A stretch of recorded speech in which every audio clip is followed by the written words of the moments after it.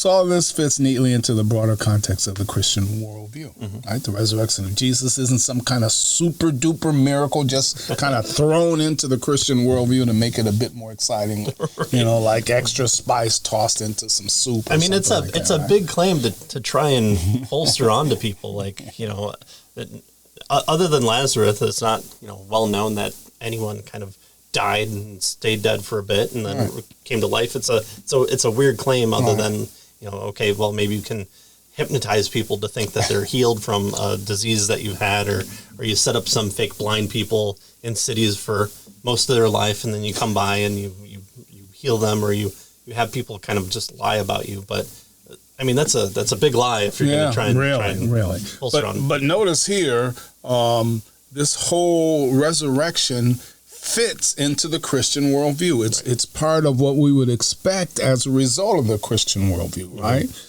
It's an integral part of the biblical storyline, right? So it's not just some tack-on type of thing. Death is the just punishment for our rebellion against God, right? And the wages of sin is death, Paul tells us in Romans, and our inhumanity towards others.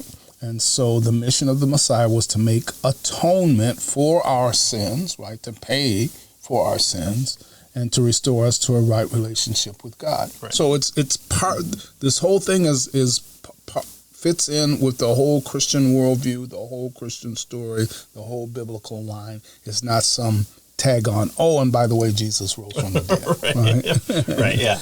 And the very fact that Jesus goes to his death and seems to go to the worst place you could possibly go, which is Jerusalem at the time, where he's more surrounded by his enemies. It seems like he's very antagonistic if it comes to come to a head, which it does, and he's betrayed within. But he could have gone to Tyre and Sidon and went up north and kind of stayed away and just separated himself more from the people that hated him. Yeah. But he goes in, he curses the fig tree, he goes and cleanses the temple again. Like, he's doing all the wrong things not to be killed. Yeah. What is he thinking? It seems like a weird power play for someone who has. So when he starts toward Jerusalem, I think it's Thomas that says, "Okay, we're fine. We're going to our death." Right. Yeah, even Thomas. You're right. Absolutely. We'll go and die too, I guess. Right. Resign to it. Into the breach. All right. Whatever.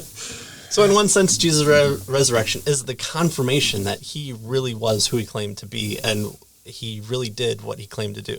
So I claim, I'm an important person, and I show that sign by dying and rising from the dead. I would say that's a pretty big power move there.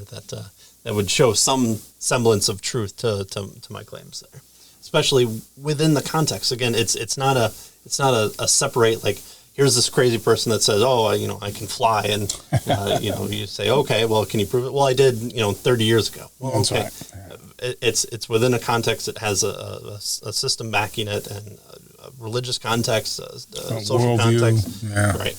It's not just a singularity event. In some, Christianity without the resurrection of Jesus would make little sense. Right. Here's this good teacher. He does a few things. He says, "Be kind to your neighbors." Great. Okay. He's like Confucianism. Put him on the shelf with the same one. That's right. So to the extent that we have reason to believe the other elements of Christian worldview, and we have argued that we do, we also have reason to believe in the resurrection. Right.